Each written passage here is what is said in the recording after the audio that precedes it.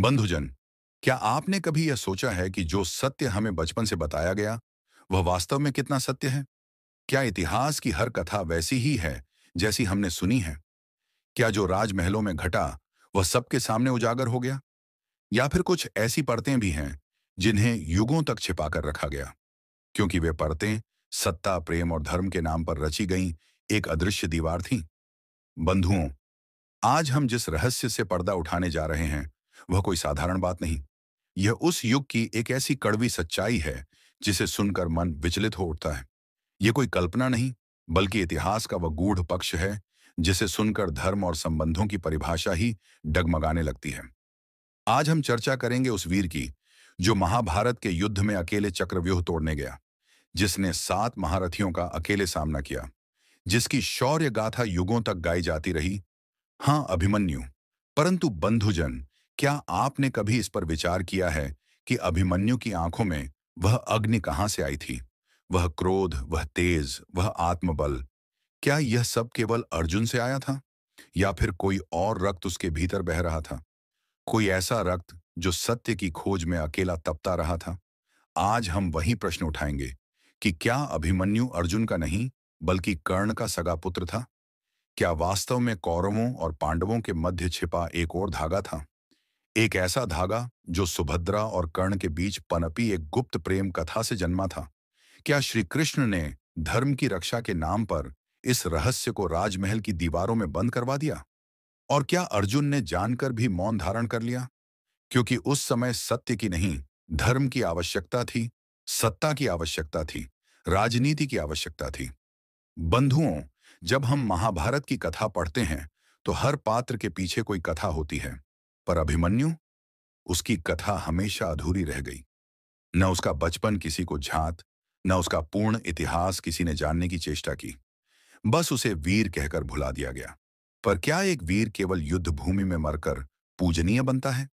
या फिर उसका जन्म, उसकी पहचान, उसका रक्त, यह सब भी महत्वपूर्ण होते हैं? आज हम उसी मौन को आवाज देंगे, उसी परछाई को उजाले में लाएंगे और उस इतिहास को फिर से पढ़ेंगे, जिसे युगों से दबाया गया। दर्शक बंधु, इस रहस्य के साथ ही साथ हम एक कथा के माध्यम से दानवीर कर्ण की उन 3 सीखों को भी समझेंगे, जो उसने कलयुग के समस्त संसार को दी थीं, जिन्हें यदि कोई साधारण मनुष्य अपने जीवन में अपना ले, तो वह कभी भी दुखी नहीं रहेगा। तो चलिए, कथा को आरंभ करते हैं। लेकिन आगे बढ़ने से पहले आपसे हाथ जोड़कर, नहीं, सच्चे हृदय से एक विनम्र निवेदन है। थोड़ा ठहरिए और आत्मा से यह बात सुनिए। गरुड़ पुराण में कहा गया है, जो व्यक्ति धर्म, ज्ञान या कथा को अधूरी छोड़ देता है, वह अनजाने में पाप का भागी बनता है। क्योंकि अधूरी कथा केवल कथा नहीं रहती, वह अधूरी आहुति के समान होती है, जो यज्ञ को अपूर्ण बना देती है और पुण्य की जगह पाप में बदल जाती है। इसलिए आपसे हाथ जोड़कर निवेदन है, कृपया इस कथा को अंत तक अवश्य देखें, क्योंकि यह केवल एक कहानी नहीं, बल्कि जीवन के सबसे गहरे रहस्यों को उजागर करने वाली सत्य कथा है। और यदि आप एक सच्चे सनातनी हैं, यदि आपके हृदय में धर्म के प्रति भक्ति है, तो इस पवित्र प्रयास को अपना आशीर्वाद दीजिए। इस कथा को प्रेम से अपनाइए, वीडियो को पसंद करें और हमारे शिव टॉक्स वी को सब्सक्राइब करना ना भूलें। साथ ही नीचे कमेंट में पूरी श्रद्धा और भक्ति के साथ लिखिए, जय श्री कृष्ण। क्योंकि जिस स्थान पर भगवान का नाम लिया जाता है, वहीं से सौभाग्य, शांति और धर्म की यात्रा प्रारंभ होती है। तो आइए, अब आरंभ करते हैं आज की यह विलक्षण कथा। मित्रों, यह कथा किसी साधारण समय की नहीं है। यह उस युग की बात है, जब हर कंकर में ईश्वर की छवि बसती थी और हर प्राणी अपने कर्म में ही परमात्मा को खोजता था। उस दिव्य काल में एक घना जंगल अपने जीवन के अंतिम चरण में था। उसकी हरियाली अब विलीन होने लगी थी। उसी निर्जीव हो चुकी धरती पर एक ठूंठ खड़ा था, सूखा, निष्प्राण, परंतु साक्षी था अनेक युगों का। उस ठूंठ की एक सूखी शाखा पर 2 प्राचीन जीव विराजमान थे, एक मोर और एक मोरनी। और वे साधारण जीव नहीं थे, वे वही दिव्य युगल थे, जिन्हें स्वयं श्री कृष्ण ने अपनी लीला में सम्मिलित किया था। वे दोनों अब वृद्ध हो चुके थे, परंतु उनके हृदय में वह प्रेम, वह अनुराग अभी भी उसी मधुरता से बह रहा था, जैसे साक्षात राधा और कृष्ण किसी वृक्ष की डाल पर बैठे स्मृति में लीन हों। मोरनी ने कोमल स्वर में अपने प्राणप्रिय से कहा, हे स्वामी, देखिए ना, आज का यह दिन कितना पवित्र है। यह मंद पवन, यह निर्मल आकाश, यह अलौकिक सूर्य, मानो स्वयं श्री हरि इस वायुमंडल में अपनी करुणा बरसा रहे हों। काश आज आप मुझे कोई ऐसी कथा सुनाएं जो मेरे अंतर्मन को गंगा जल की तरह पावन कर दे। कोई ऐसा प्रसंग जिसमें श्री कृष्ण की लीला झलके और ज्ञान के मोती बिखरें। उसके इन पवित्र वचनों को सुनकर वृद्ध मोर का मन प्रसन्नता से भर उठा। उसने अपनी नेत्रों में प्रेम और भक्ति की एक झलक के साथ कहा, हे प्रिय, तुम्हारी वाणी मेरे लिए श्री हरि की वाणी से कम नहीं। तुमने जो कहा वह मेरे लिए आज्ञा के समान है। मैं तुम्हें वह कथा सुनाऊंगा जिसे स्वयं श्री कृष्ण ने मुझे दिव्य स्वर में सुनाया था। यह कथा किसी साधारण परिवार की नहीं, एक ऐसे पिता और उसकी संतानों की है जहां प्रेम भी है, षड्यंत्र भी, सेवा भी है, स्वार्थ भी, और अंततः सत्य की ही विजय होती है। यह कथा तुम्हारे अंतकरण को स्पर्श करेगी और आत्मा को ज्ञान से भर देगी। मोरनी की आंखों में अब एक दैवी चमक थी। उसका रोम रोम जैसे श्री हरि की कथा सुनने को आतुर था। उसने अपने प्रभु से कहा, हे नाथ, अब देर मत कीजिए। यह सौभाग्य मुझे और विलंब से नहीं सह पाएगा। मुझे वह कथा सुनाइए जिसे सुनकर आप धन्य हुए और आज मुझे भी श्री कृष्ण की अमृतवाणी का स्पर्श प्राप्त हो। अब वह वृद्ध मोर, जैसे कोई आचार्य अपने शिष्य को दीक्षा दे रहा हो, अत्यंत शांत और गंभीर स्वर में कथा आरंभ करता है। हे देवी, यह बहुत ही पुरातन काल की बात है। एक समृद्ध राज्य था, टीमगढ़। उस राज्य के राजा के केवल एक ही पुत्र थे। नाम था सिद्धार्थ। वे केवल राजकुमार नहीं थे, वे स्वयं धर्म के पथिक थे।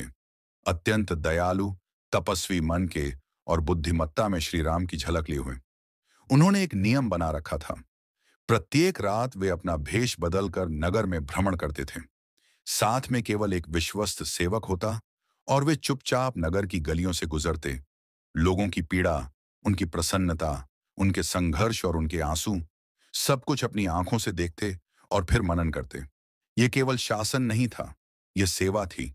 यह केवल देखना नहीं था, यह हृदय से समझना था। और यही वह धर्म है जिसे श्री कृष्ण ने अर्जुन को भी सिखाया था कि एक राजा वही होता है जो जनता के दुखों को अपने भीतर अनुभव करे। वृद्ध मोर ने आगे कहा, हे प्रिय, समय की गति को कोई रोक नहीं सकता। जब सिद्धार्थ के पिता वृद्ध हो चले और रोग से पीड़ित हुए, तब एक दिन उन्होंने अपना पार्थिव शरीर त्याग दिया। पूरे राज्य ने उन्हें श्रद्धांजलि दी और उनके राजकुमार सिद्धार्थ को राजा के रूप में अभिषिक्त किया गया। लेकिन सत्ता ने सिद्धार्थ को बदल नहीं दिया। वे अभी भी रात के अंधकार में नगर भ्रमण करते। अंतर बस यह हुआ कि अब उनके साथ एक सेवक नहीं, बल्कि एक बुद्धिमान मंत्री होता था, जो उनकी योजनाओं को कार्य रूप देने में सक्षम था। प्रिय भक्तों, यही होती है सच्ची सेवा। जहां सत्ता नहीं, धर्म प्रमुख होता है। जहां स्वार्थ नहीं, समर्पण सर्वोपरि होता है। सच्ची धर्म सेवा वही है जब मनुष्य सिंहासन पर बैठकर भी विनम्र बना रहे, जब सत्ता हाथ में आकर भी अहंकार न पनपे, और जब हृदय में श्री हरि का नाम बना रहे, तब वही जीवन श्री कृष्ण के चरणों में समर्पित होता है।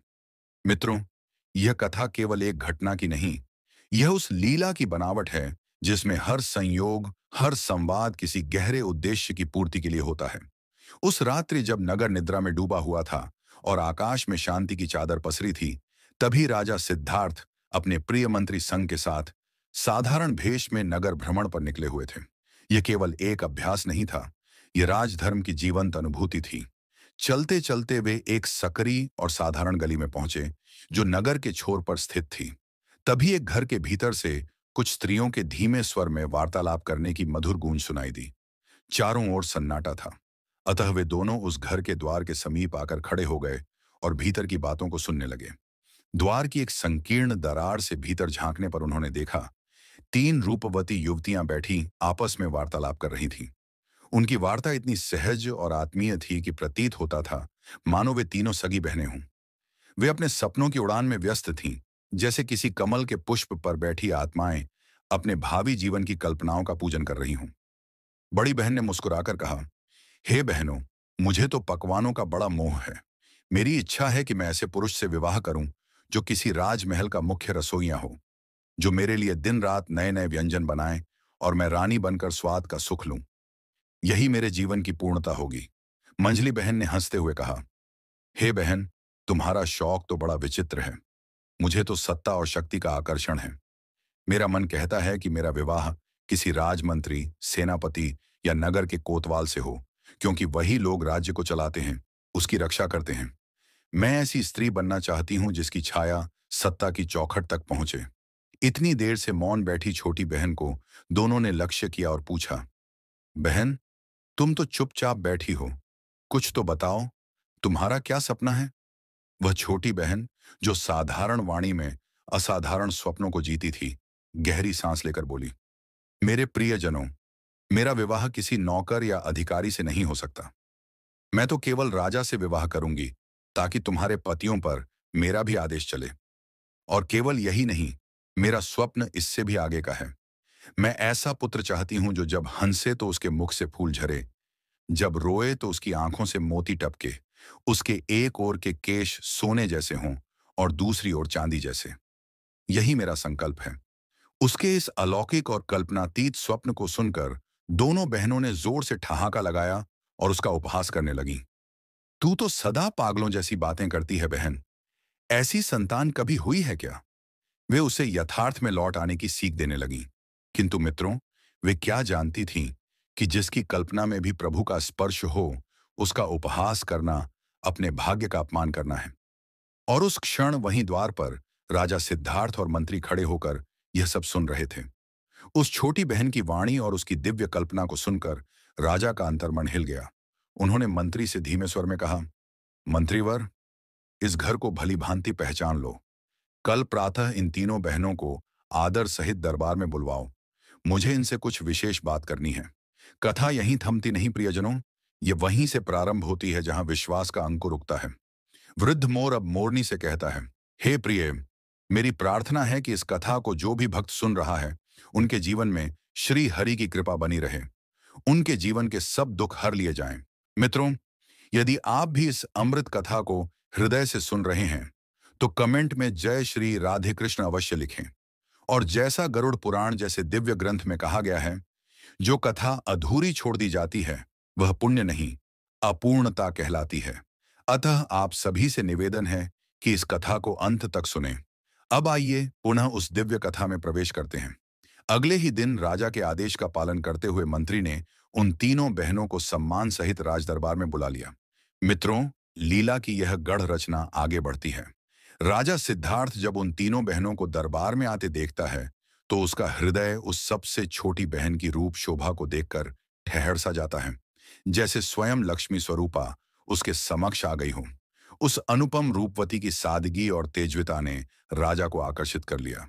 फिर राजा ने गंभीर स्वर में उन तीनों से पूछा, कल रात तुम अपने घर में क्या बातें कर रही थीं? सब कुछ सच सच बताओ, क्योंकि मैंने स्वयं अपने कानों से वह सब सुना है। यदि तुमने झूठ बोला तो यह राज्य माना जाएगा। अब वे बातें तो तीन बहनों की अंतरंग थीं, जिनमें उन्होंने अपने मन के स्वप्नों को निसंकोच प्रकट किया था। भला वे उन्हें राजसभा में कैसे दोहराएं? संकोच और लज्जा ने उनके कंठ को जकड़ लिया। तीनों बहनों के चेहरे शर्म से लाल हो गए, उनकी दृष्टि नीचे झुक गई और वे मौन हो गईं। राजा ने धैर्यपूर्वक कहा, डरो मत, मैं तुम्हारी इच्छाओं की अवहेलना नहीं करूंगा, बल्कि उन्हें पूर्ण करने का प्रयास करूंगा। बस एक बार सत्य कह दो। राजा की करुणा और गंभीरता को देखकर तीनों बहनों ने धीरे धीरे वह रात्रिलीन वार्तालाप उसी प्रकार राजा के समक्ष सुना दिया। राजा उन तीनों की निष्कलुष अभिव्यक्ति से अत्यंत प्रसन्न हुआ। उसने तुरंत अपने राजभवन के मुख्य रसोइये को बुलवाया और बड़ी बहन का हाथ उसके हाथ में सौंपते हुए कहा, आज से यह तुम्हारी धर्मपत्नी है। तुम्हारा धर्म होगा कि इसे सदैव स्वादिष्ट भोजन बनाकर खिलाना। फिर राजा ने एक मंत्री को बुलाया और मंझली बहन का हाथ उसके हाथ में देकर कहा, आज से यह तुम्हारी पत्नी है, इसे सम्मान और प्रेम देना। और फिर वह राजा उस छोटी बहन की ओर देखकर कहता है, तुम्हारी इच्छा थी कि तुम राजा की पत्नी बनो। मैं इस राज्य का राजा हूं और मैं तुम्हें अपनी पत्नी के रूप में स्वीकार करता हूं। यह वचन सुनते ही छोटी बहन की आंखों से आनंद के अश्रु बहने लगे। उसका हृदय प्रभु के चरणों की तरह भर आया। राजा ने तुरंत विवाह की तैयारी का आदेश दिया। पूरे महल में उत्सव का स्वरूप छा गया। तीनों बहनों के विवाह संपन्न हुए। बड़ी बहन का विवाह रसोइये से, मंझली का मंत्री से, और छोटी बहन स्वयं राजा की वधू बनकर राजमहल में आ गई। एक साधारण घर की कन्या अब राजसी वैभव की रानी बन गई। मित्रों, जब विधाता की इच्छा होती है, तब साधारणता भी महिमा बन जाती है। परंतु जहां ईश्वर की कृपा उतरती है, वहीं ईर्ष्या भी अपने कुटिल पंख फैलाने लगती है। बड़ी और मंझली बहनें अब अपनी छोटी बहन के भाग्य को देखकर संतप्त होने लगीं। जब भी वे आपस में मिलती, तो कटु भावों से भरी बातें करती। देखो ना, छोटी तो सच में रानी बन गई, और हम अपनी शादी के बाद भी उसके चरणों में पड़ी हैं। क्या खास है उसमें जो राजा ने उसे चुन लिया? मंझली बहन धीरे से कहती, बहन, मुझे भी बड़ा अजीब लगता है। क्या केवल बातें करने से कोई रानी बन जाती है? राजा की दृष्टि कैसे उस पर ठहर गई? मेरी समझ से तो तुम ही रानी बनने योग्य थी, ना कि वह। वे दोनों बहनें बार बार अपने मन की जलन को झूठी तारीफों से दबाती, एक दूसरे को सांत्वना देती, पर भीतर ही भीतर उनकी आत्मा ईर्ष्या से तपती रहती। जब कभी छोटी बहन, जो अब रानी थी, उनसे स्नेह से मिलने जाती, तो अपने राजसी भाव को किनारे रखकर अत्यंत सहजता से मिलती। वह कभी यह महसूस नहीं होने देती कि वह अब रानी है और वे उसकी सेविका के स्तर पर हैं। उसने कभी उन्हें अपने से छोटा नहीं माना, बल्कि सच्चे मन से प्रेम किया। किंतु मित्रों, जब मन जलन से भर जाए, तो प्रेम भी चोट जैसा लगता है। वे दोनों बहनें दिन रात यही सोचती, हम बड़ी होकर भी उसकी अधीनता में जी रहे हैं। हमारे पति भी उसके आदेश पर कार्य करते हैं। यह अपमान नहीं तो और क्या है? उसकी सरलता और स्नेह की अवहेलना करते हुए वे दोनों बहनें मन ही मन एक षड्यंत्र रचने लगीं। कभी तो यह सोचती कि उसे समाप्त कर दें, कभी यह कि किसी प्रकार राजा की दृष्टि में उसे गिरा दें, ताकि उसके वैभव और प्रेम से उन्हें मुक्ति मिल सके। और वहीं दूसरी ओर छोटी बहन रानी होकर भी बहनों को अपना परम स्नेह देती रही।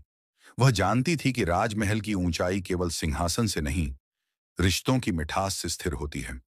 परंतु सच्चाई यही थी कि पूरा नगर जानता था, दो बहनें अब केवल सेवकों की पत्नियां हैं, और उनकी सबसे छोटी बहन अब उस भूमि की रानी है। और यही सत्य उनकी आत्मा को दिन रात भीतर ही भीतर जलाता रहा। प्रिय भक्तों, समय का चक्र जब करुणा और कपट के बीच घूमता है, तब भगवान भी हर घटना में लीला का सूत्र छुपा देते हैं। कुछ महीनों के बाद जब छोटी बहन, जो अब रानी बन चुकी थी, उसके गर्भधारण की शुभ सूचना प्रसारित हुई, तो समस्त राजमहल आनंदित हो उठा। राजा के हृदय में भी यह बात अत्यंत हर्ष की थी। उसी समय उसकी दोनों बड़ी बहनें उससे मिलने पहुंचती हैं और भावभीने स्वर में कहती हैं, हे बहन, यह तो हमारे लिए बड़े सौभाग्य की बात है कि तुम मां बनने वाली हो। अब हम दोनों बहनें जन्म तक तुम्हारी सेवा करेंगी। उस रानी बहन ने अत्यंत श्रद्धा और नम्रता से उत्तर दिया, बहनों, इससे शुभ और क्या होगा? तुम मेरी बड़ी बहनें ही नहीं, मेरी जननी के तुल्य हो। मेरी सेवा का अधिकार तुमसे बढ़कर किसे हो सकता है? तुम अपने पतियों से कहो कि राजा से निवेदन करें। मुझे विश्वास है कि महाराज इसे स्वीकार करेंगे। और सचमुच, जब दोनों बहनों के पतियों ने राजा से यह विनती की, तो राजा ने शांति से कहा, मैं रानी से पूछकर ही उत्तर दूंगा। जब यह बात रानी से पूछी गई, तो उसने हर्ष से स्वीकार किया, और राजा ने दोनों बहनों को रानी की सेवा के लिए महल में रहने की अनुमति दे दी। वे दोनों बहनें अब रानी के अत्यंत समीप थीं, और उनके कपटी हृदय को अब अपनी दुष्टता को मूर्त रूप देने का पूरा अवसर प्राप्त हो चुका था। समय बीतता गया। जब रानी के गर्भ से संतान जन्म लेने का समय निकट आया, तो इन दोनों बहनों ने षड्यंत्र पूर्वक महल की सभी दासियों को किसी न किसी बहाने से दूर भेज दिया, ताकि रानी असहाय हो जाए। उसी समय रानी ने एक अत्यंत सुंदर और तेजस्वी पुत्र को जन्म दिया। परंतु उस कन्या भावविहीन बहनों के हृदय में ईर्ष्या की अग्नि भड़क उठी। उन्होंने उस बालक को एक कंबल में लपेटा, लकड़ी के संदूक में रखा और चुपचाप महल से बाहर ले जाकर नदी में प्रवाहित कर दिया। फिर एक मरे हुए कुत्ते का पिल्ला लाकर रानी के पास रख दिया और महल के सेवकों से कहा, रानी ने मृत कुत्ते का बच्चा जन्म दिया है। यह सुनते ही पूरे महल में सन्नाटा छा गया। जब राजा तक यह बात पहुंची, तो उनका चेहरा क्रोध से तमतमा उठा। वे बोले, जो स्त्री कुत्ते के बच्चे को जन्म देती है, उसका मेरे जीवन में क्या स्थान? मैं इसे तुरंत मृत्यु दंड दूंगा। तभी मंत्री ने धर्म और धैर्य की बात करके राजा को शांत किया और रानी का प्राण रक्षा की। उधर वह संदूक, जिसे बहाकर बहनों ने नदी में छोड़ा था, धीरे धीरे नहर में बहता हुआ राजा के बगीचे की ओर जा पहुंचा। उसी बगीचे की रखवाली करने वाले माली ने जब उस संदूक को देखा तो कौतूहलवश उसे बाहर निकाल लाया। जब संदूक खोला गया तो उसमें वह बालक लेटा हुआ था, ऐसा तेजस्वी मानो स्वयं चंद्रमा की किरणें उसमें समाई हों। माली और उसकी पत्नी निसंतान थे। उन्होंने उस बालक को भगवान का वरदान समझकर अपना लिया और स्नेहपूर्वक उसका पालन करने लगे। 1 वर्ष बीत गया। रानी ने फिर एक पुत्र को जन्म दिया, लेकिन वही कहानी दोहराई गई। फिर से दुष्ट बहनों ने वही कुटिलता की। बच्चे को नदी में बहा दिया और इस बार मरी हुई बिल्ली के बच्चे को रानी के पास रख दिया। राजा फिर से क्रोधित हुआ, परंतु मंत्री के संयम से रानी फिर से बचाई गई और दूसरी बार का संदूक भी माली को ही मिला। उसने भी उस बालक को अपनाकर अपनी पत्नी को सौंप दिया। समय आगे बढ़ा। इस बार रानी ने एक कन्या को जन्म दिया, लेकिन रानी की वह दुर्भाग्यशाली पुत्री भी बहनों के षड्यंत्र की भेंट चढ़ गई। उसे भी उसी तरह नहर में बहा दिया गया और वह बालिका भी उसी माली को मिल गई। माली और उसकी पत्नी ने उस कन्या को भी अपनी संतान मानकर हृदय से अपना लिया।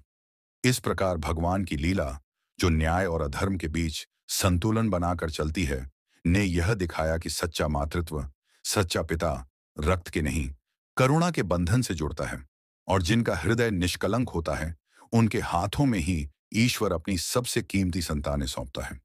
प्रिय भक्तों, जब अधर्म की काली छाया न्याय की आंखों पर पर्दा डाल देती है, तब सत्य को यातना सहनी पड़ती है।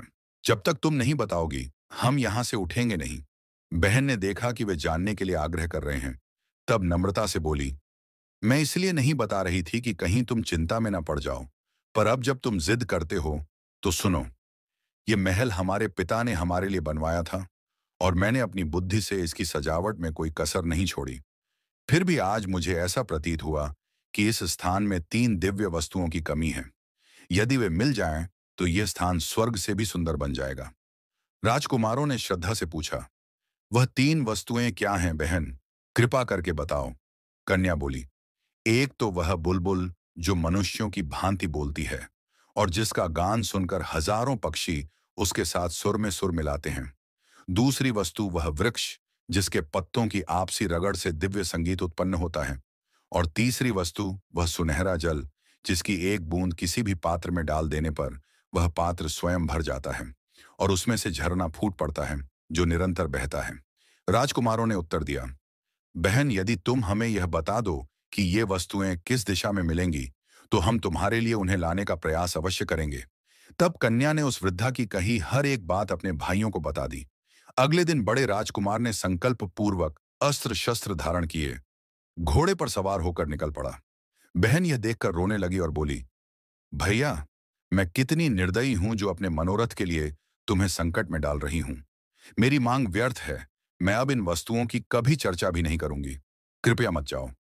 लेकिन राजकुमार दृढ़ होकर बोला, बहन, एक बार जब कमर कस ली जाए तो पीछे हटना कायरता है। यदि मैं नहीं गया तो यह बात जीवन भर मेरी आत्मा को कचोटती रहेगी। फिर उसने अपनी बहन को एक खंजर देते हुए कहा, जब तक यह खंजर सामान्य है, समझना मैं सुरक्षित हूं, लेकिन यदि इसमें से रक्त की बूंदें टपके तो जान लेना कि मैं अब इस संसार में नहीं हूं। यह सुनकर बहन और छोटा भाई बहुत व्याकुल हो उठे, लेकिन बड़े राजकुमार ने किसी की नहीं सुनी और उस दिशा में घोड़ा बढ़ा दिया जहां वृद्धा ने बताया था। राजकुमार उत्तर दिशा में लगातार चलता गया। 20 दिन की कठिन यात्रा के बाद उसने एक अद्भुत दृश्य देखा। दूर एक झोपड़ी थी और उसके बाहर एक अत्यंत वृद्ध पुरुष बैठा था। उसके बाल बर्फ जैसे श्वेत, उसकी दाढ़ी, मूछें और केश इतने बढ़े हुए कि उसका संपूर्ण शरीर ढका हुआ था। राजकुमार ने उसे देखकर मन ही मन अनुमान लगाया कि यह वही तपस्वी होगा जिसके विषय में बहन को बताया गया था। वह घोड़े से उतरकर शिष्टता से प्रणाम करता है। उत्तर अस्पष्ट आता है, वृद्ध के बालों के कारण उसका मुख ढका हुआ था। तब राजकुमार ने अपनी जेब से एक छोटी कैंची निकाली और कहा, तपस्वी महाराज, यदि आप आज्ञा दें तो मैं आपकी दाढ़ी और केश काट दूं, जिससे आपकी वाणी स्पष्ट सुन सकूं। तपस्वी ने सहमति दी। राजकुमार ने सावधानी पूर्वक उनके बाल काट दिए। अब उनका चेहरा एकदम युवा जैसा प्रतीत होने लगा। राजकुमार बोला, यदि मेरे पास दर्पण होता तो मैं आपको दिखाता कि आप वृद्ध से फिर से यौवन में लौट आए हैं। यह सुनकर तपस्वी मुस्कुराया और बोला, पुत्र, मैं तुम्हारी सेवा से प्रसन्न हूं। कहो, तुम इतनी दूर क्यों आए हो? मैं तुम्हारे लिए क्या कर सकता हूं? राजकुमार ने आदरपूर्वक कहा, तपस्वी महाराज, मैं बहुत दूर से उन 3 दिव्य वस्तुओं की खोज में आया हूं। बोलने वाली बुलबुल, गाने वाला वृक्ष और सुनहरा जल। कृपया मुझे बताइए, वे कहाँ मिलेंगी? तपस्वी मौन हो गया। राजकुमार ने पुनः निवेदन किया, महाराज, कृपा करके कुछ कहिए। यदि नहीं पता तो मना कर दीजिए। तब तपस्वी बोले, पुत्र, मुझे सब ज्ञात है, परंतु मैं तुम्हें बताना नहीं चाहता, क्योंकि मैं तुम्हें संकट में नहीं डालना चाहता। वह मार्ग बड़ा भयानक है। वहां 100 से अधिक लोग गए, पर कोई लौटकर नहीं आया। इसलिए मैं तुमसे कहता हूं, जहां से आए हो वहीं लौट जाओ। राजकुमार ने विनम्र किंतु दृढ़ स्वर में कहा, बाबा, मैं लौटने नहीं आया हूं। मैंने अपनी बहन से वचन दिया है। उसे निभाने के लिए यदि जान भी देनी पड़ी तो पीछे नहीं हटूंगा। कृपा करके केवल मुझे मार्ग बता दीजिए। मेरे युद्ध कौशल पर विश्वास रखिए। तपस्वी बोले, बेटा, यही तो कठिनाई है।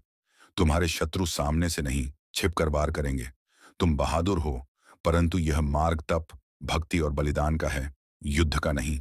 राजकुमार ने बड़ी श्रद्धा और दृढ़ता से कहा, मैं छिपकर वार करने वालों से भी भली भांति निपटना जानता हूं। कृपया आप केवल मुझे रास्ता बता दीजिए। उस समय तपस्वी ने बहुत समझाया, बहुत आग्रह किया, लेकिन राजकुमार अपनी जिद पर अडिग रहा। तब तपस्वी ने भारी मन से अपने झोले से एक गेंद निकाली और कहा, पुत्र, मुझे तुम्हारे जीवन का बहुत खेद हो रहा है, किंतु जब तुमने जिद पकड़ ही ली है तो अब तुम्हारा भला बुरा स्वयं देखना होगा। घोड़े पर सवार होकर इस गेंद को भूमि पर छोड़ देना। यह गेंद स्वयं लुढ़कती जाएगी और तुम्हें इसके पीछे पीछे चलते जाना है। जब तक यह लुढ़कती रहे, तुम रुकना मत। यह एक पहाड़ के नीचे जाकर थमेगी। वहीं तुम अपने घोड़े को एक वृक्ष से बांध देना और फिर पहाड़ पर चढ़ना आरंभ करना। दोनों ओर तुम्हें काले पत्थर दिखेंगे, किंतु ध्यान मत देना। मार्ग में पीछे से कई प्रकार की आवाजें आएंगी, कुछ गालियां, कुछ धमकियां, कुछ भय उत्पन्न करने वाली ध्वनियां। उन्हें अनसुना करना। लेकिन यदि तुमने एक बार भी भयवश पीछे मुड़कर देखा तो तुम और तुम्हारा घोड़ा दोनों पत्थर बन जाओगे। वे सभी काले पत्थर जो वहां पड़े हैं, वे उन्हीं लोगों के शरीर हैं जो यही सब वस्तुएं लेने आए थे, परंतु पीछे मुड़कर देखने के कारण पत्थर बन गए। यदि तुम कुशलता पूर्वक पहाड़ की चोटी तक पहुंच सको तो वहां एक वृक्ष पर टंगा एक पिंजरा मिलेगा, जिसमें एक गाने वाली चिड़िया होगी। उससे भयभीत मत होना। उसके शब्दों में सत्य छुपा होगा। उसी से गाने वाले वृक्ष और सुनहरे जल के बारे में पूछना। वह सब कुछ बता देगी। उसके बाद तुम्हारी राह से समस्त संकट हट जाएंगे। तपस्वी ने कहा, मैंने सब बता दिया, परंतु मेरा अंतर्मन कहता है कि तुम वहां तक नहीं पहुंच पाओगे। तुम पत्थर बन जाओगे। लौट चलो। किंतु राजकुमार ने उसकी बात नहीं मानी। तपस्वी ने गेंद को भूमि पर छोड़ दिया। वह लुढ़कती हुई पहाड़ी की तलहटी तक गई और रुक गई। वहां से ऊपर एक संकरा मार्ग था। राजकुमार ने घोड़े को बांधा और ऊपर चढ़ने लगा। कुछ ही दूर चलकर उसे विशाल काले पत्थर दिखाई देने लगे, और फिर जैसे ही वह कुछ कदम आगे बढ़ा, पीछे से आवाजें आने लगीं। किसी ने कहा, कौन मूर्ख आगे बढ़ रहा है? किसी ने कहा, काटो इसे, मार डालो। किसी ने कहा, घेर लो इसे, यह दुष्ट चिड़िया को चुराने आया है। परंतु राजकुमार ने उन आवाजों को अनसुना किया और आगे बढ़ता गया। आवाजें और भी तीव्र होती गईं, कानों पर प्रहार करने लगीं, मन को झंझोरने लगीं, और फिर भय, संशय और भ्रम के उस क्षण में वह तपस्वी की बात भूल गया और एक बार पीछे मुड़कर देख लिया। बस उसी क्षण वह और उसका घोड़ा दोनों पत्थर बन गए। वे भी अब उस भयावह पथ के स्थायी अंश बन गए। इधर महल में उसकी बहन, जिसे वह एक खंजर दे गया था, यह कहकर कि मेरी मृत्यु का संकेत इसी से मिलेगा, वह रोज उस खंजर को देखती। कुछ नहीं होता, लेकिन जैसे ही राजकुमार पत्थर बना, खंजर से रक्त की धार बह निकली। राजकुमारी बिलख बिलख कर रोने लगी, माथा पटकने लगी। वह पुकारने लगी, हाय भैया, मेरी नासमझी ने तुम्हारा जीवन ले लिया। वह दुष्ट बुढ़िया ना आई होती तो यह विपत्ति कभी ना आती। मैंने तो उसके साथ प्रेम से व्यवहार किया था, पर उसने मुझे मोह में डाल दिया। हे भगवान, मुझे कुछ नहीं चाहिए, ना चिड़िया, ना पेड़, ना वह जल। मुझे केवल मेरा भाई चाहिए। उसे लौटा दो, चाहे मेरी जान ले लो। वह लड़की केवल एक कोमल हृदय बहन नहीं थी, वह हर विद्या में पारंगत थी। उसे शस्त्र चलाना, घुड़सवारी, तलवारबाजी और धनुर्विद्या सभी कुछ आता था। अब वह स्वयं अपने भाइयों की खोज में निकल पड़ी। 20 दिनों की यात्रा के बाद वह तपस्वी के पास पहुंची और अब अपना कार्य पूर्ण कर कहीं अदृश्य हो चुके थे। राजकुमारी अपने भाइयों के साथ घर लौट आई। अपने बगीचे के उस हिस्से में जो घर के सामने था, उसने चिड़िया का पिंजरा टांग दिया। जैसे ही चिड़िया ने बोलना आरंभ किया, चारों ओर के पक्षी उसके सुर में सुर मिलाने लगे। राजकुमारी ने पास ही में वह गाने वाले वृक्ष की टहनी रोप दी, जो कुछ ही दिनों में विशाल वृक्ष बन गई। जब भी हवा बहती, पत्तों के स्पर्श से उसमें संगीत गूंजने लगता। फिर उसने संगमरमर से एक सुंदर कुंड बनवाया और उसमें वह सुनहरा जल डाल दिया। कुछ ही क्षणों में वह कुंड भर गया और उसमें से एक सुंदर जलधारा ऊपर उठने लगी, एक ऐसा फव्वारा जो उसकी विजय और प्रेम का प्रतीक बन गया। मित्रों, कुछ ही समय में वह बाग इतना सुंदर और विलक्षण हो गया कि उसकी चर्चा पूरे नगर में फैल गई। नगर के कोने कोने से लोग उस बाग का दृश्य देखने आने लगे। धीरे धीरे नगर के सभी लोग राजकुमारी और उसके दोनों भाइयों को जानने लगे। उनके सौंदर्य, विनम्रता और दिव्यता से लोग बहुत प्रेम करने लगे। एक दिन ऐसा आया जब दोनों राजकुमार शिकार पर निकले। संयोग ऐसा बना कि उसी दिन उसी वन में वहां का राजा भी शिकार के लिए आया था। अचानक जंगल में ही दोनों राजकुमार राजा के सामने आ गए। उन्होंने झुककर राजा को प्रणाम किया। उनकी तेजस्विता और अनुपम सुंदरता देख राजा मंत्रमुग्ध रह गया। वह उनकी ओर निहारता ही रहा। फिर उसने उनसे उनका नाम और निवास पूछा। दोनों ने हाथ जोड़कर उत्तर दिया, महाराज, हम आपके पूर्व माली के पुत्र हैं। हमारे पिता अब इस संसार में नहीं रहे। हम दोनों अपनी बहन के साथ उसी महल में रहते हैं जो हमारे पिता ने आपकी अनुमति से जंगल के पास बनवाया था। हम प्रकृति के निकट इसीलिए रहते हैं ताकि योग्य बनकर भविष्य में आपकी सेवा कर सकें। राजा ने कहा, यह तो उचित बात है, पर लगता है तुम इस जंगल में शिकार कर रहे थे।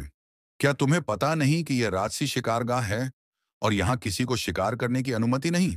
दोनों ने विनम्रता से उत्तर दिया, महाराज, कृपया क्षमा करें। हमारे पिता की असमय मृत्यु के कारण हमारा मार्गदर्शन करने वाला कोई नहीं है। हम जैसे अन्य युवक भूल कर बैठते हैं, वैसे ही हमसे भी यह त्रुटि हो गई। राजकुमारों की यह विनम्र और सच्ची बातें सुनकर राजा मुस्कुराया और कहा, पुत्रों, क्या तुम्हें शिकार करना आता भी है? दोनों ने उत्तर दिया, हाँ महाराज, हमें अच्छी तरह आता है। आप आज्ञा दें तो दिखा सकते हैं। राजा ने कहा, ठीक है, मुझे दिखाओ। मित्रों, दोनों राजकुमार थोड़ी ही देर में एक सिंह और एक भालू का शिकार कर लाए और राजा के सम्मुख रख दिया। राजा उनकी वीरता से अत्यंत प्रसन्न हुआ और बोला, हे पुत्रों, मैं तुमसे अलग नहीं रहना चाहता, इसलिए मैं चाहता हूं कि तुम दोनों मेरे साथ महल चलो और मेरे साथ भोजन करो।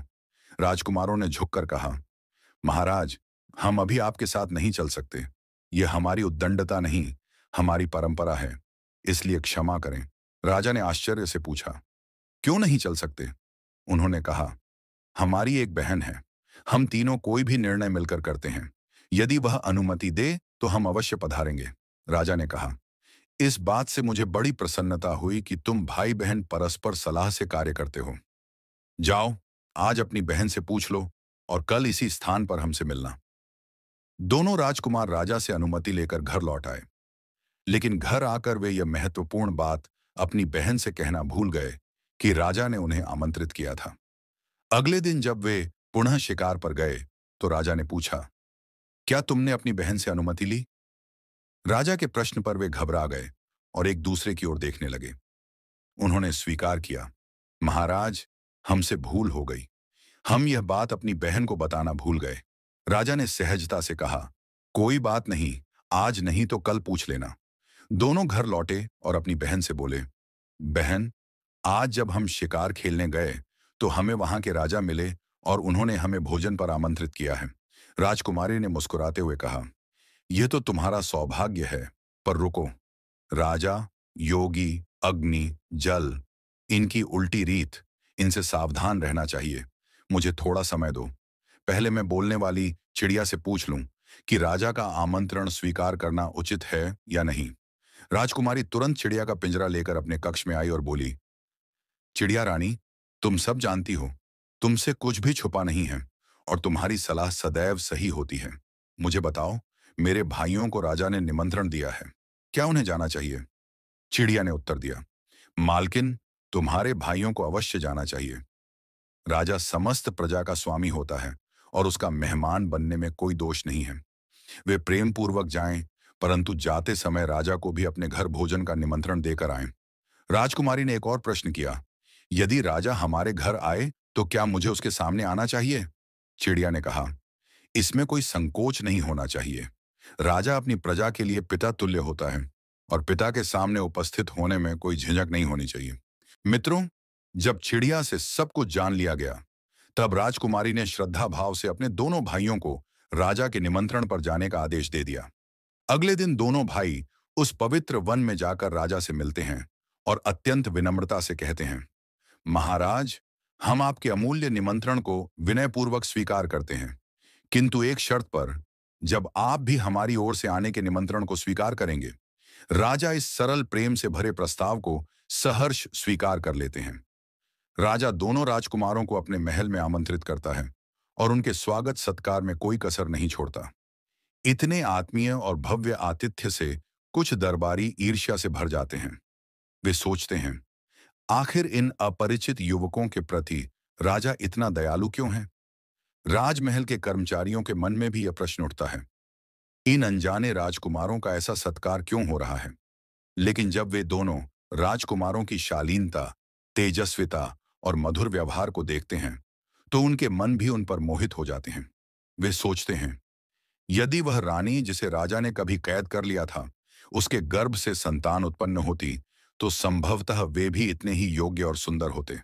अब वह मोर, जो इस कथा का मूक साक्षी है, अपनी पत्नी से कहता है, हे प्रिय, जब राजा महल में आया, उस समय भोजन का वेला था।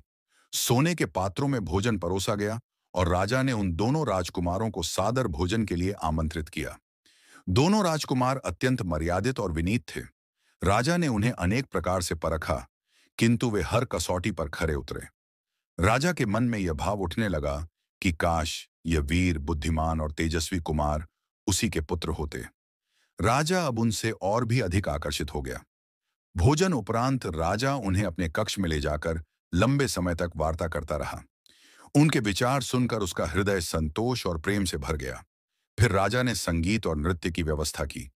श्रेष्ठ गायक और वादक बुलाए गए, जिन्होंने अपनी कला से सभी को अभिभूत कर दिया। नृत्यांगनाओं का नर्तन, नाटककारों की प्रस्तुति, सब कुछ अत्यंत दिव्य अनुभव प्रदान कर रहा था। यह आयोजन संध्या तक चलता रहा। संध्या समय दोनों कुमारों ने नम्रता से राजा से विदा मांगी और कहा, महाराज, कृपा कर अब आप भी हमारे छोटे से आश्रय में पधारें और हमें अनुग्रहित करें। राजा ने उनका निमंत्रण स्वीकार किया। वे दोनों कुमार लौटकर अपनी बहन से सब कुछ कहते हैं। राजा ने हमारा अत्यंत स्नेह से स्वागत किया और वादा किया है कि कल शिकार के बाद वे हमारे घर आएंगे। राजकुमारी ने गंभीरता से उत्तर दिया, भाइयों, तुम चिंता मत करो।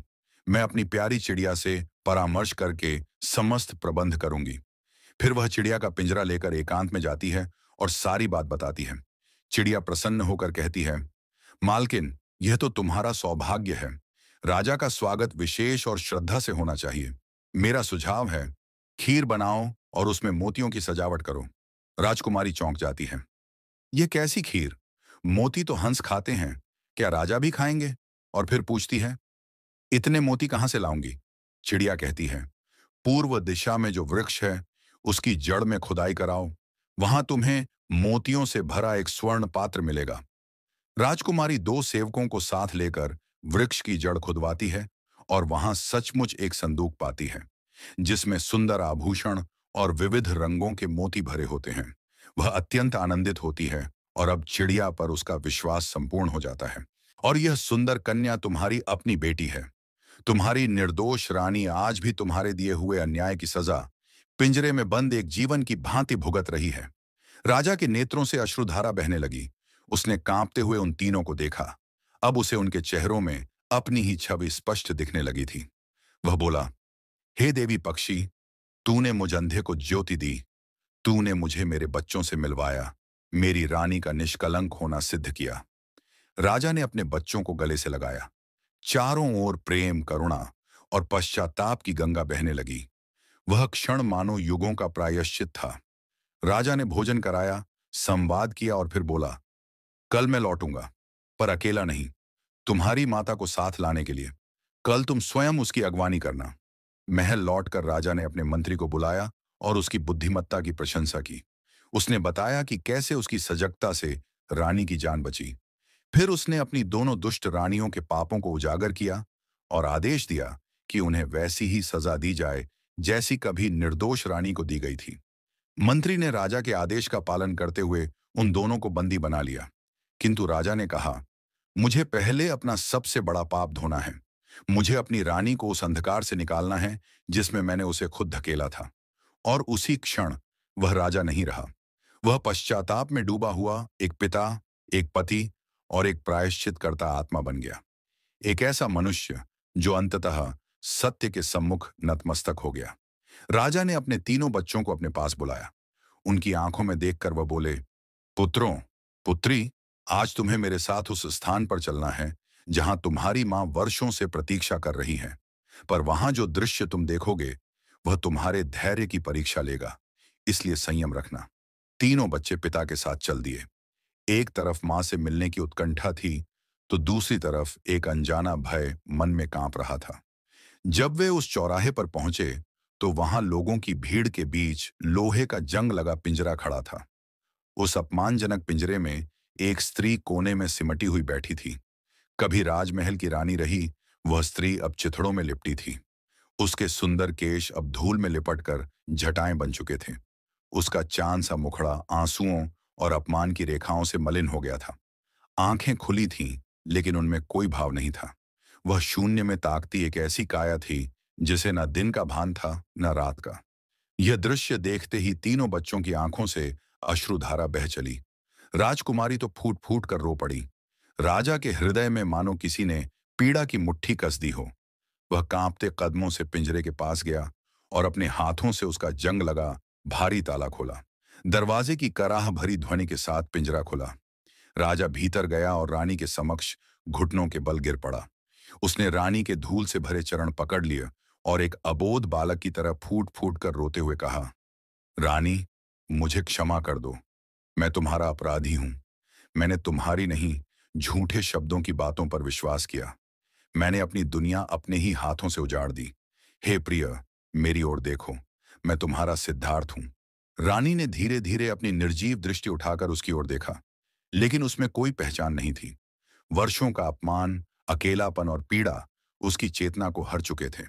उसने राजा को देख सहम कर खुद को और भी सिकोड़ लिया। वह जैसे किसी यातना देने वाले के आने से भयभीत हो। राजा की निराशा सीमा पार कर गई। उसने अपने बच्चों को इशारा किया। तीनों बच्चे धीरे धीरे भीतर आए। राजा ने रानी का हाथ थाम कर कहा, रानी, देखो इन्हें, ये तुम्हारे सपने हैं। राजकुमारी अपनी मां के पास बैठ गई। उसने धीरे से अपने हाथ मां के सूखे गालों पर रखे। उसकी आवाज में इतना प्रेम और करुणा था कि वर्षों से जमी पाषाणता में एक कंपन हुआ। बड़े राजकुमार, जिसके बाल एक ओर से सोने जैसे और दूसरी ओर से चांदी जैसे थे, उन्होंने मां का हाथ थामा। मां, हम आ गए हैं। रानी की शून्य आंखों में एक धीमी लौ सी जागी। उसने कांपते हाथों से बच्चों के चेहरे देखे। राजकुमारी के आंसू पोंछे। बेटों के सिर पर हाथ फेरा। उसकी स्मृति में पुरानी बातें तैरने लगीं। वे सपने जो उसने बहनों को सुनाए थे। उसकी जिह्वा से वर्षों बाद कांपते हुए शब्द निकले, बच्चे, मेरे बच्चे। राजा ने तत्काल कहा, हाँ रानी, ये हमारे बच्चे हैं। तुमने कोई राक्षस नहीं, इन फूलों को जन्म दिया है। देखो, यह तुम्हारा बेटा है, जिसके हंसने से फूल झड़ते हैं, और यह, जिसकी आंखों से मोती बरसते हैं, और यह तुम्हारी चांद सी बेटी। ये सब तुम्हारा सत्य है रानी, तुम्हारा।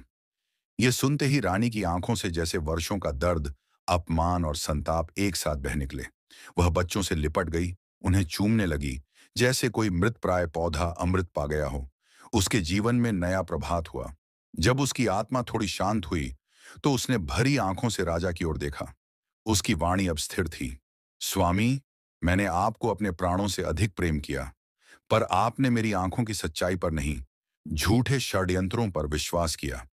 प्रेम विश्वास पर खड़ा होता है, और आपने उसी नींव को तोड़ दिया। फिर उसने कांपती आवाज में पूछा, किसने किया यह सब?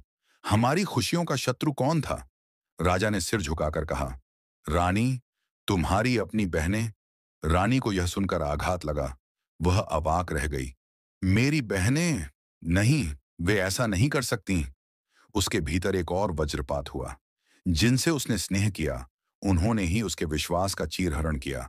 राजा ने उसका हाथ थामकर कहा, अब और नहीं रानी, अब दुख नहीं, केवल सुख होगा। चलो, चलो अपने महल।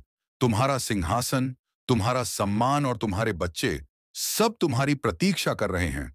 रानी ने अपने बच्चों का हाथ थामा और उस अपमान के पिंजरे से बाहर आई। पूरी प्रजा, जो कल तक उसे अपशब्द कहती थी, आज सिर झुकाए पश्चाताप में खड़ी थी। राजा, रानी और तीनों बच्चे राजमहल की ओर चल पड़े, एक नवीन प्रकाश की ओर। राजा ने मंत्री को आदेश दिया, मंत्री जी, उन दोनों दुष्ट बहनों को कल राज्यसभा में प्रस्तुत किया जाए। न्याय अब सबके सामने होगा। अगले दिन का सूरज जब उदित हुआ, राज दरबार लोगों की भीड़ से भर चुका था। हर दरबारी, हर सैनिक और नगर के गणमान्य नागरिक यह देखने आए थे कि वर्षों पूर्व षड्यंत्र रचने वाली बहनों को आज क्या दंड मिलेगा। दरबार के मध्य खड़ी थीं रानी की वे दोनों बड़ी बहनें, जंजीरों में जकड़ी हुई, सिर झुकाए, जिनके चेहरे अब किसी समय के घमंड की परछाई भी नहीं रखते थे। उनके चेहरे पर अब केवल मृत्यु का भय और भीतर से झुलसता हुआ पश्चाताप बचा था।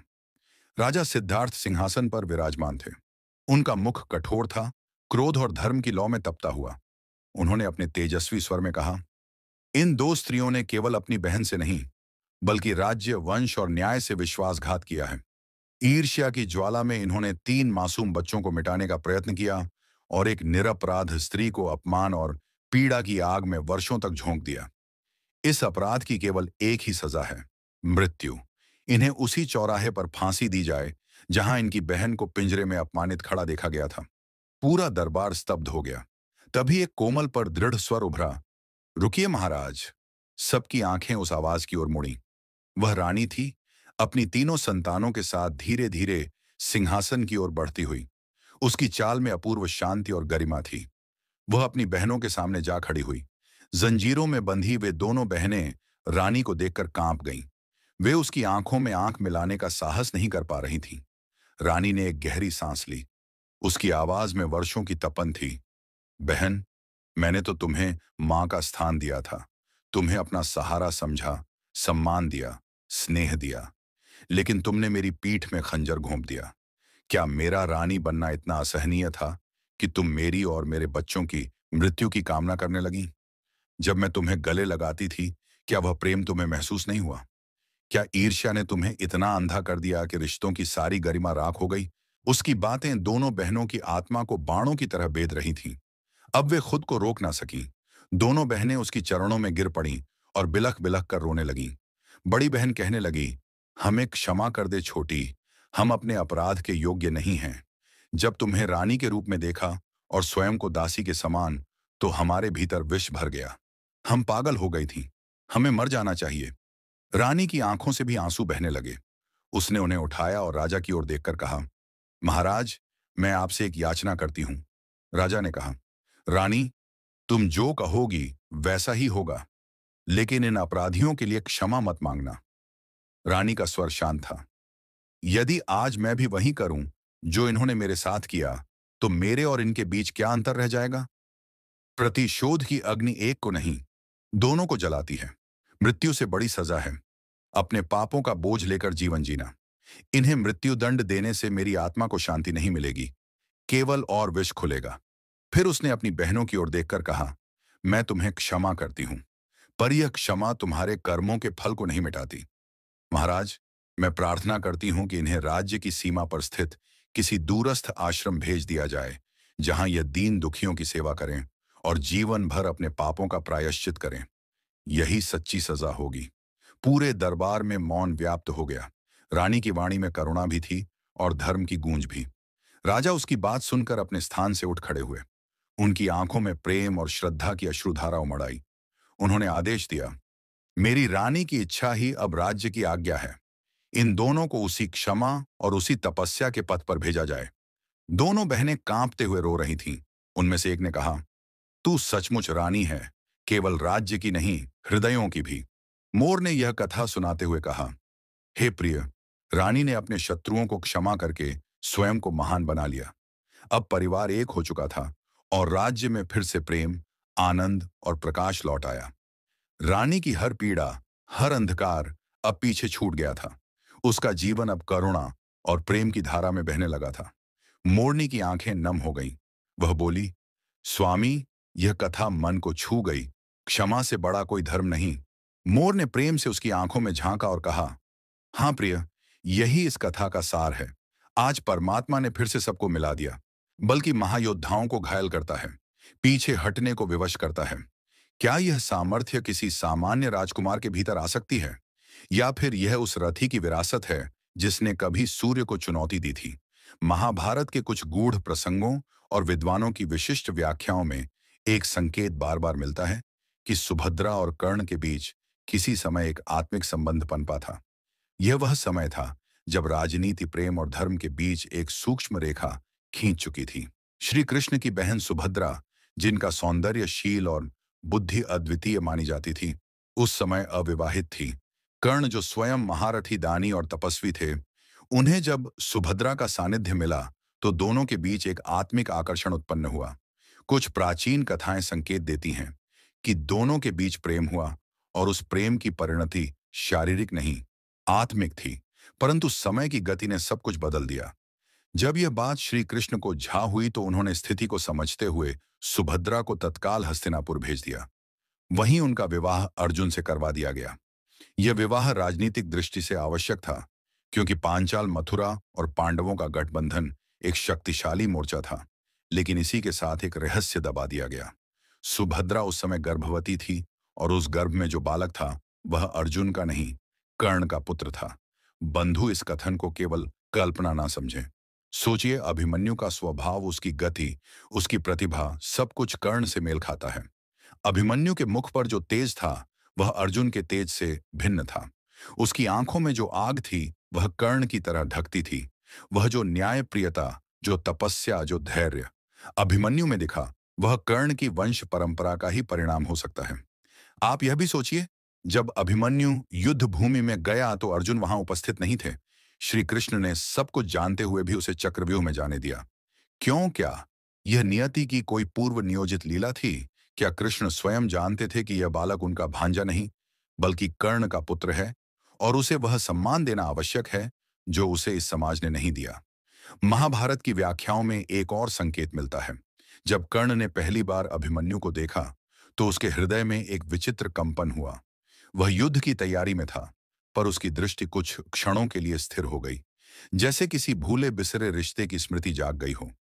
यह वही क्षण था जब एक पिता अपने पुत्र को बिना पहचान के देख रहा था, परंतु आत्मा ने कुछ पल के लिए पहचान लिया। कर्ण को अंत तक यह नहीं हुआ कि अभिमन्यु उसी का पुत्र था, परंतु जब अभिमन्यु चक्रव्यूह में लड़ रहा था तो कर्ण ने उसकी रक्षा नहीं की। परंतु यह भी सत्य है कि उस युद्ध में उसने प्रत्यक्ष रूप से भाग नहीं लिया। क्या यह केवल एक संयोग था, या आत्मा की कोई अदृश्य पुकार जिसे वह स्वयं भी समझ ना सका? और जब अभिमन्यु वीरगति को प्राप्त हुआ, तब जो करुण क्रंदन संपूर्ण पांडवों के शिविर में फैला, उसमें अर्जुन का दुख तो था ही, लेकिन श्री कृष्ण की आंखें भी नम थीं। शायद उन्हें यह भान था कि एक युगांतकारी सत्य आज उनके ही सामने मिट गया। वह बालक जो कर्ण की आत्मा का अंश था, आज बिना किसी पहचान के चला गया। बंधु, यह कथा केवल रक्त का नहीं, आत्मा का संबंध है। यह कहानी बताती है कि कभी-कभी संसार के नियम, राजनीति और धर्म एक ऐसे सत्य को दबा देते हैं जो युगों तक गूंजता रहता है। अभिमन्यु का तेज, उसका साहस, उसका बलिदान, यह सब केवल अर्जुन की संतान के रूप में नहीं समझा जा सकता। यह वह आग थी जो कर्ण की आत्मा से उत्पन्न हुई थी। वह कर्ण जिसे समाज ने सूत पुत्र कहकर ठुकराया, और उसका पुत्र भी बिना अपने पिता के नाम के वीर गति को प्राप्त हुआ। अब सोचिए, क्या यह न्याय है? क्या यह इतिहास का सबसे गूढ़ रहस्य नहीं है? बंधु, यदि आपको यह कथा भीतर तक झकझोर गई हो, यदि आपको यह सत्य हृदय से छू गया हो, तो कृपया इस वीडियो को अंत तक अवश्य देखें, कमेंट करें और साझा करें, ताकि यह इतिहास का छिपा हुआ अध्याय हर सनातनी तक पहुंचे। और यदि आप ऐसी ही गढ़ विलक्षण और सत्य पर आधारित कथाएं सुनना चाहते हैं, तो आज ही हमारे चैनल बजर चैलेंज को सब्सक्राइब करें, क्योंकि यहाँ हर कथा, हर अध्याय आपके हृदय को छूने आता है और एक भूले हुए इतिहास को फिर से जीवित करता है।